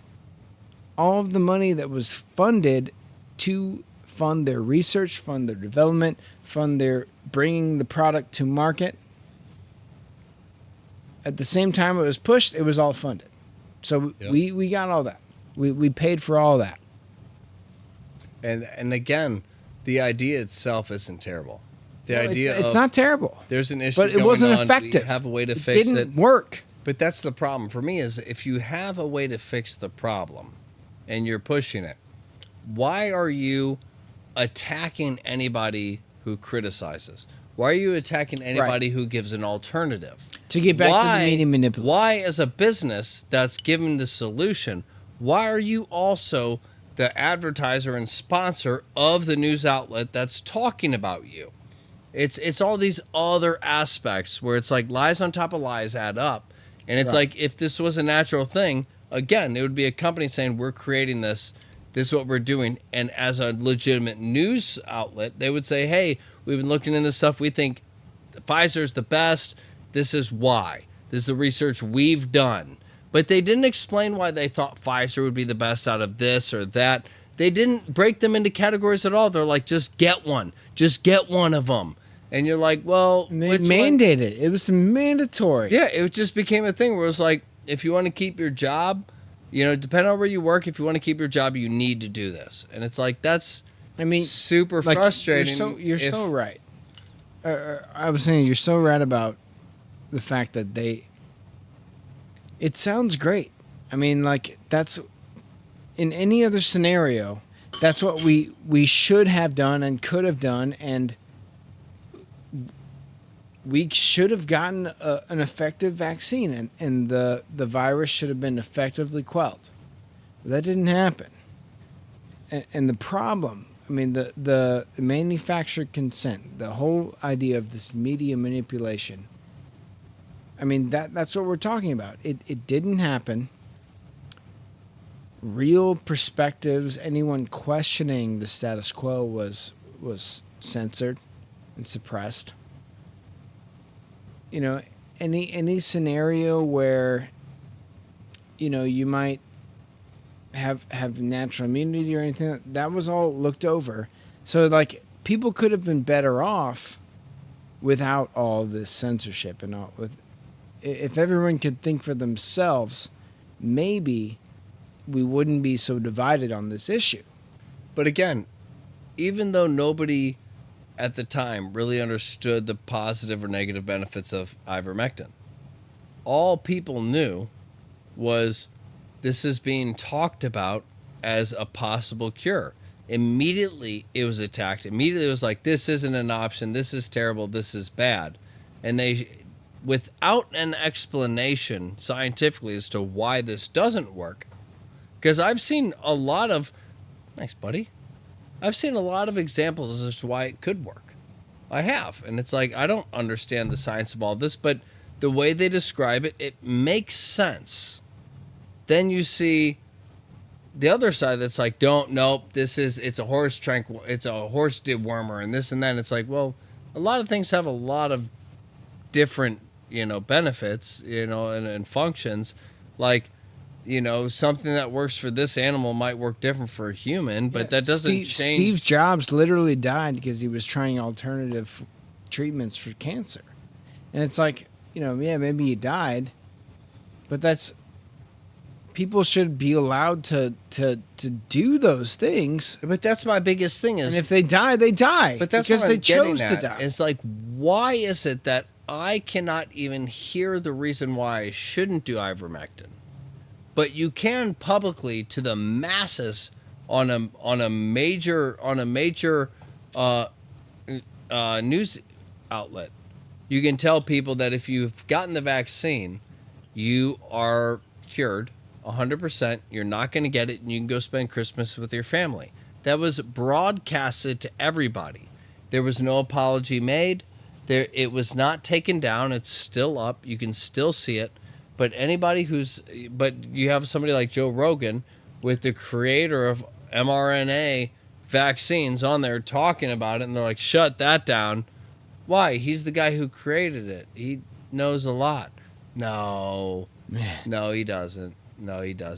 But Robert Malone, Dr. Robert Malone. Yeah, but it's like, but she said that I can go hang out with my grandpa without a mask on Christmas if I got the vaccine because I'm 100% cured. Yeah, that's fine. Okay, because I thought that was 100% misinformation. It's provable by any measure that what she said is wrong, and there is a legitimate death toll that will add up from this one situation, this one comment that was made to the masses.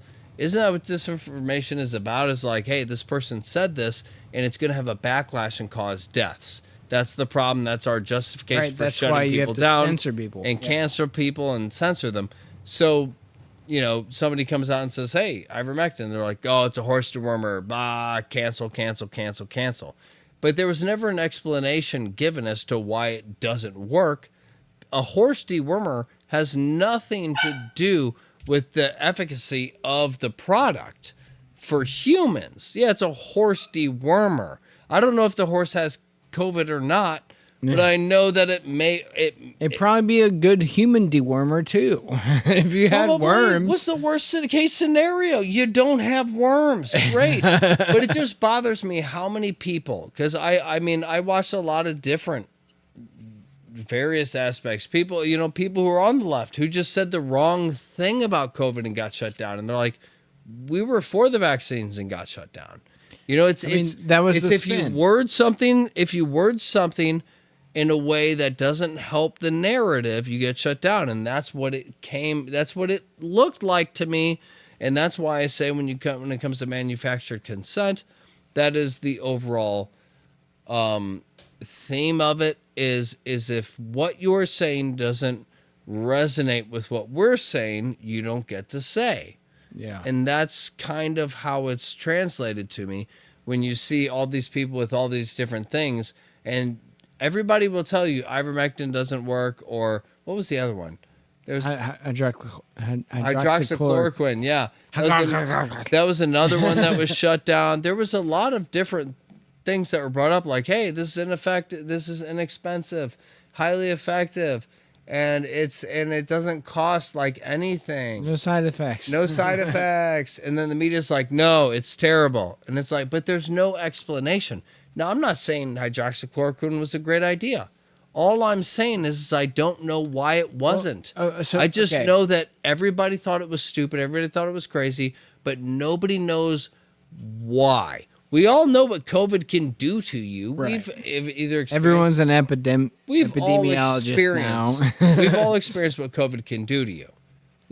At this point, almost everybody's had COVID. Right. So the question becomes, what these alternative treatments, what are the main side effects? Like when you look most of them up, it's like, okay, here's a couple like that sounds scary, but like if I look up any other FDA drug, there's about 10 times this, including all of this. Yeah. So if I just look at it for what it is, yeah, that looks scary. If I look at it compared to Advil, it seems pretty safe.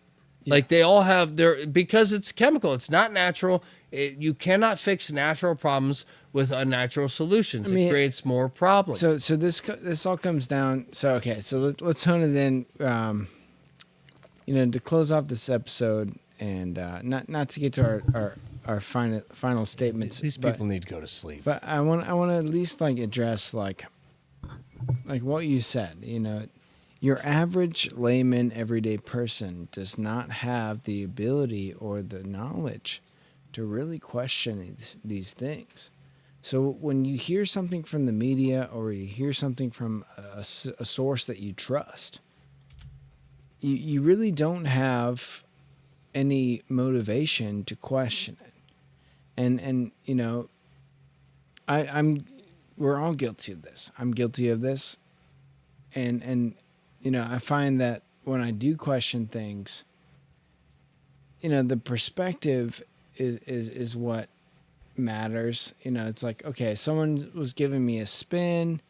That's their perspective. Okay, I'm looking into it. I can kind of confirm their perspective. But it's like, it really takes somebody that because you can't know all that happens in government. You can't know all that happens in biochemistry. Like I'm lucky enough to be an engineer and understand some of this stuff, so I can read actual scientific papers and journals and actually make sense of it. But your average person is not interested in doing that. And that's the whole idea of manufactured consent. And that's because they know manufactured consent. Right. They know that you're not going to look into it. And you for the most part, 90% of people can't. And even if they did, they wouldn't know what they're reading. So you can't follow the trail. And this comes down to every single headline, every article you read, is that you read the headline, you read the article, and then you try to, if you try to follow the sources.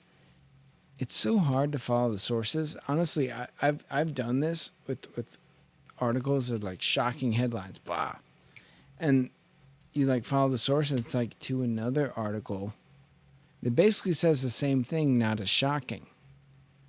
And it's like, and then you follow that article, and it's like, oh, it's a scientific paper that you have to pay to read. So it's like, is there any way to actually fact check anything nowadays? Your average person doesn't have the basis of knowledge to be able to fact check something. You have all these, independent organizations fact checking things. They're like, oh, well, he didn't say, like the fact checker was like, he said this, but like, it's only partly true because it's actually, instead of this, it's like kind of that, but like it was that. So it's like, that doesn't help. I mean, it's like if you're trying to be an informed person, where do you go? You really have nowhere to go. There's no one that's going to educate you on the issue. And I believe so you're never going to be educated on this issue. So you're just going to default to the people that you trust. And that's why I believe that when it comes to manufacturer consent, I think I personally believe we're in like the second chapter of it, which is trying to take away what is reality. Make people believe there is no real fact, that everything bleeds together and it's all perception. It's all how you view it. It's all perspective. If I see things like this, I'm right. And if you see things like that, you're right.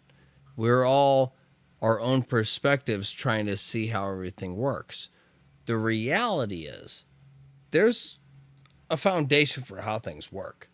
Whether we want to agree with it or not, there's a foundation for how things work that's been working for hundreds of years in this country. So if there's a foundation for how everything works in this country, but the majority is confused with the functionality and how things work, because like you said, nobody has time to sit there and learn everything about this. And even if they could, like you said, if you want to get into certain journals and certain things, you have to pay money. And even if you did, could you convince anybody? Would anyone believe you as a non-expert? If you didn't write that fucking paper? Here's my perspective of how I see everything that I've put together. People are like, well, that's your perspective. You're like, I don't know. But it resonates. I don't know about that issue, so I don't really. But it resonates with you. I'm telling the truth. Yeah, I don't know. I didn't read it.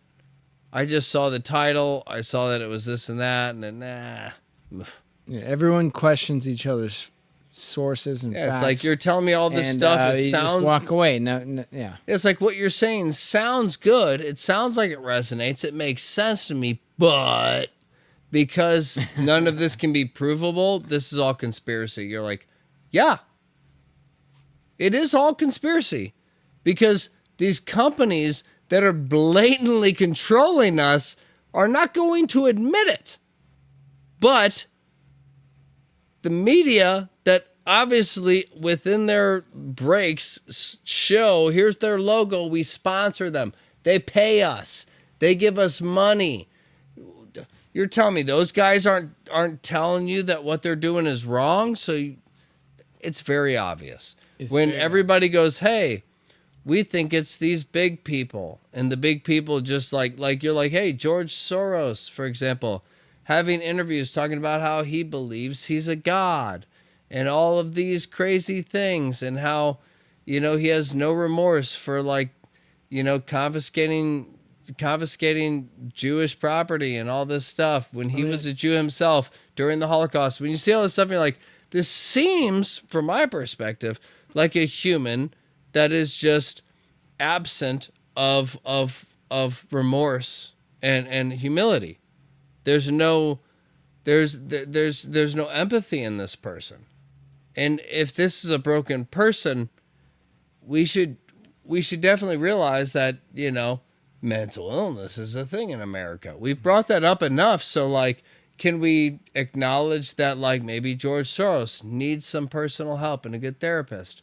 Maybe the guy who believes he's a god, euthanasia, who is orchestrating crazy things all throughout time, stupid rich man who has his hands in crazy pots. It's like if Jeff Bezos wasn't a household name. Yeah. It's what it is. It's like this guy's like at that level of stupid money and power. More power than Bezos. But this guy's got power and connections that you can't even imagine.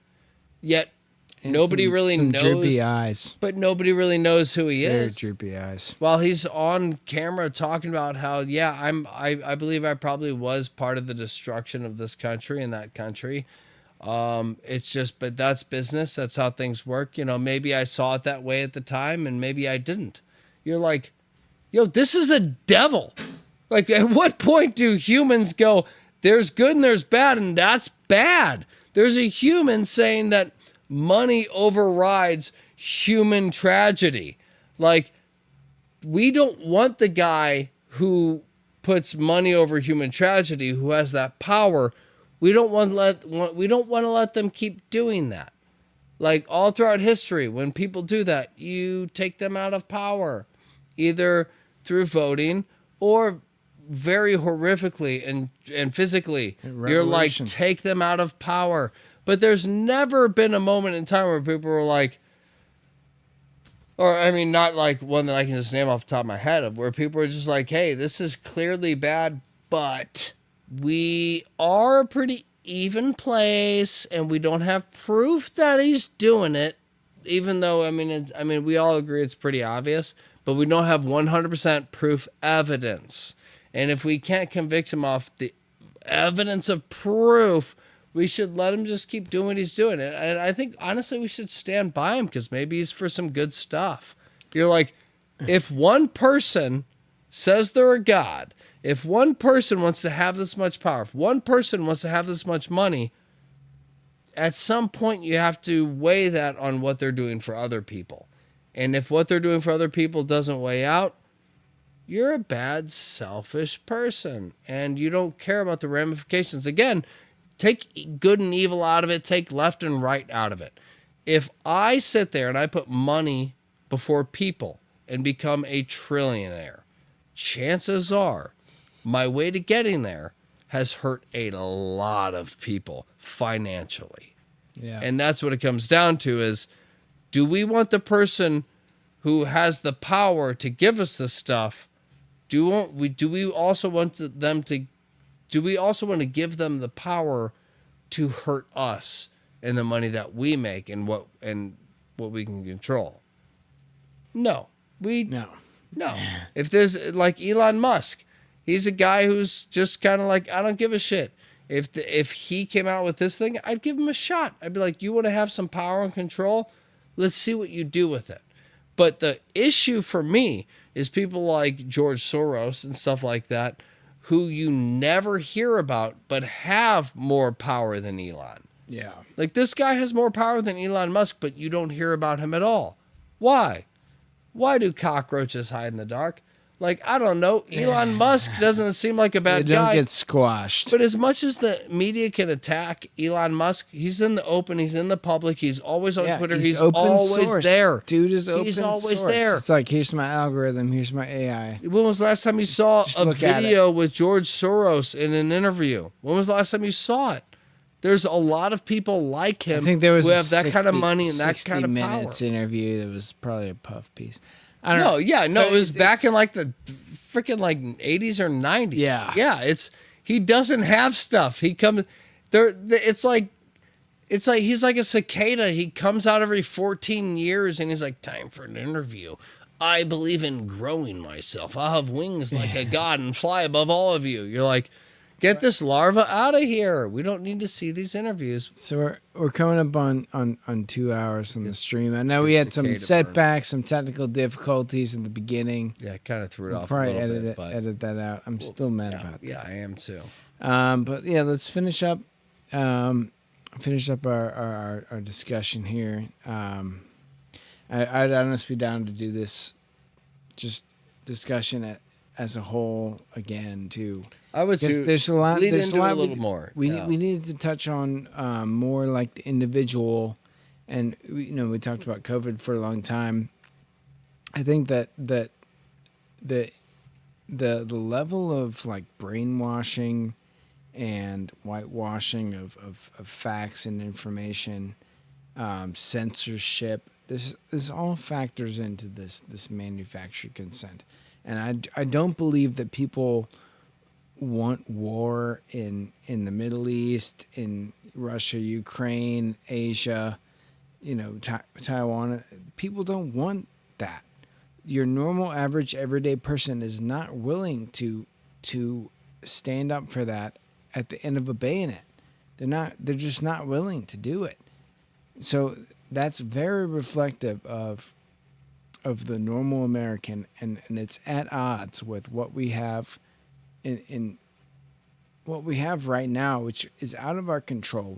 We have no control over these huge government spending bills, billions of dollars to Ukraine.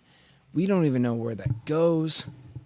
I'm very perturbed by this situation where your average everyday American is being convinced that they want to fund a war that is not that is totally at odds with what this country was founded on, what our goals are as individuals and as a society, and in the West, and playing this bullshit police role.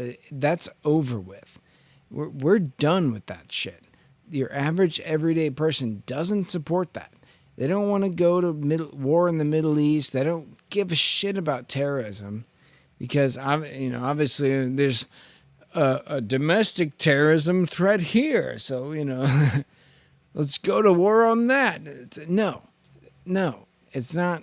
It's not domestic. It's not foreign. It doesn't matter. There's no such thing as fucking terrorism. You can only be afraid of something that actually threatens you. And there's nothing that actually threatens us right now. The things that threaten us are not buildings blowing up. Think about all the economic fallout from the Twin Towers falling. Think about all the economic fallout from the recent recessions that we've had.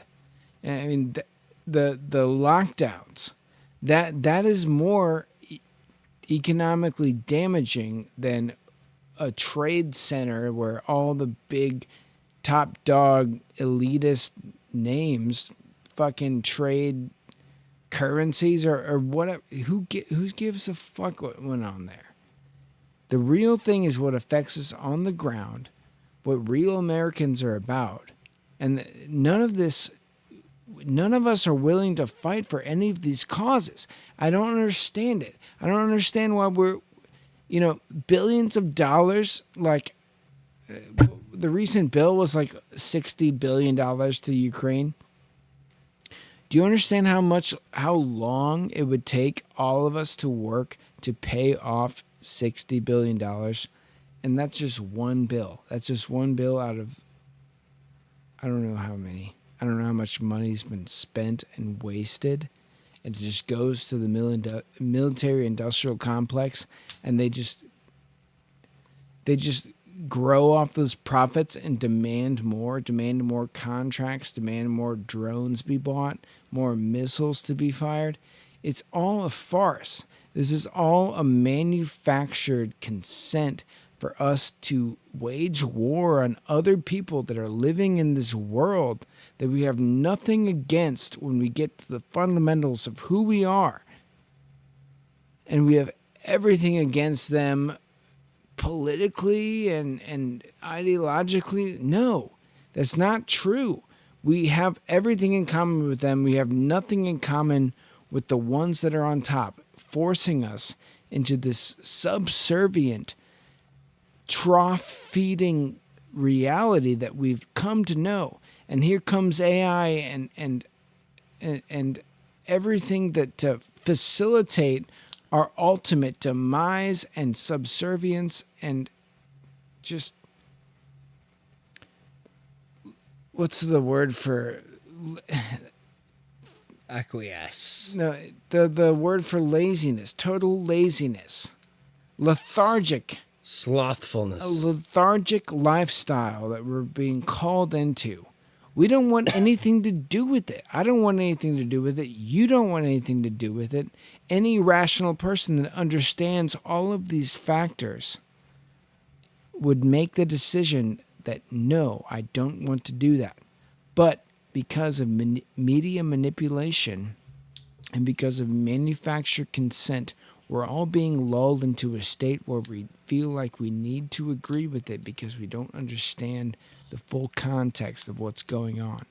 And that's starting to erode.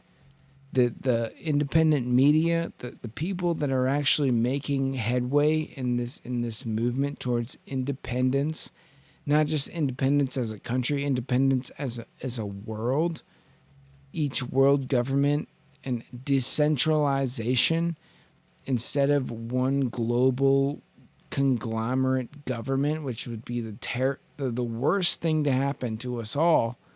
We're all starting to feel like we need to just independently govern ourselves, locally and decentralized and break up all of this bullshit monopoly, goddamn tech influence, government funded bullshit. It's all a ruse and it's all a farce. And if you're out there and if you really feel like you have a unique perspective, we welcome you on the Meta Perspective podcast because this is what we're about, and we want to hear from you, and we want you to subscribe, and we'll give you $5 as an Amazon gift card. Just send a screenshot of your subscription to paradualproductions@gmail.com. It's been on the screen for the last hour or two. We really appreciate the people that are watching this show. And we honestly want to grow because this is the kind of shit that people need to hear. You're not going to find this on the media. It's manufactured consent. And who knows what you're consenting to when you don't know you don't have the time or the impetus to think about it. So, thank you. Yeah. You can give. Sorry, I ranted. I ranted there. I was good. I was feeling it. For my closing thing, I'll go off with what you said. I think everybody from across the globe, we all have more in common than we think, and I think if we go across the majority, the idea of the Bible reigns true. Treat others as you want to be treated. Murdering is wrong. All of these terrible things are wrong, and almost everybody. The Bible, the agrees Quran, of the Torah. It's all the same God. It's all. They all tell the same thing. It's all the idea of, hey, these are just at the basis. These are all things that even though these religions clash, we all agree that these things are terrible. What bothers me is how many companies, corporations, big businesses, stuff like institutions and stuff cause pain, cause struggle, cause death, cause this stuff, but are let off on, well, you're too big, you have this power, and it's like, it's damage control. It's no one points the finger. Like it's some kind of cartel, and they're like, well, that's just loss. Like we saved like 100,000 lives, we lost 20,000, but that's loss. It's like, no, we're not money. Greater good. But that's what bothers me is if across the world we all have a consensus of like war and death is wrong, then why are the worst things, human trafficking, drugs, war, top 3, number 1 most profitable things across the globe? Yeah. Why? If the majority of the world agrees that these are the worst things that could ever happen, we're not so well off. Why are they the most profitable? It's like clearly we're being pushed to agree with stuff. Clearly there's a bullying school who is convincing us that this kid's the one who's the problem. We're all picking on somebody who probably doesn't believe it, who doesn't deserve it. Dude, that's the thing. They're all the most profitable. Those things you just said. War, sex, and drugs. Yeah. Bam. That's all you need to know. That is That is the manufacturer consent. Well, it's all about power. How do you get power away from people? Money is power. You take away people's money. Everybody thinks that, what's going on in the world, it's all about money and everything's about money. I would argue it's all about power. And the only reason money's a factor is because with money I can do something. But if they can keep taking the money from us to the point where we make less and less every year, which we all agree is happening, its taxes are getting higher. Well, yeah, minimum wage is going up, but everything I bought is more expensive. Yeah, so you're making less. Like, your money doesn't go as far. And at the same time, if you have all the money, what do you want? The power. And that's the idea. Why would they be going after money still when they already have all the money? Because they want to bleed us dry so that they have every resource, they have every capability to 100%. Do everything, so that they have all the leverage. It's not about the money, it's about the leverage, it's about the power. If we have all the money, we have all the power. If you guys don't have money, you have no power. So you follow us because we have control over the food. We have control over military. We have control over outlets and media. If you guys want to get a message out, eat, or fight, you got to go through us. In any way that is human existence and what is furthering your existence, you got to go through us because you guys are helpless on your own. And that's the idea of taking the money. That's it's about very bleeding us dry. Fucking said, dude. That was very well said. Thank you. I appreciate it. I really like that. I like you, buddy. Yeah. And we like you even more. You guys, don't forget to join, subscribe to the channel. I swear, if you send a screenshot to of the subscription to parodyworldproductions@gmail.com, we're not going to spam you. We're not going to harass you. We won't sell your data. We want more subscribers. I mean, we want it. And that's we got all this money. We're not and all gonna this send power we want to get rid of. We're not going to be like, oh, we're going live. Take the money. Just email all our chain. No, you're not going to be on a chain. We're going to send you a code for a $5 gift card. So please do join us next week. There's something in your cart that you want help paying for. So. Yeah, lower it $5. They got all the money and power. Let us give you a little bit back. Subscribe and, get a little bit of your power back. Yeah. Anyway, thanks for watching, guys. Until next time, Parody World, sound. Meta perspective. And parody. Yeah, it's all the same thing. Bye. Bye.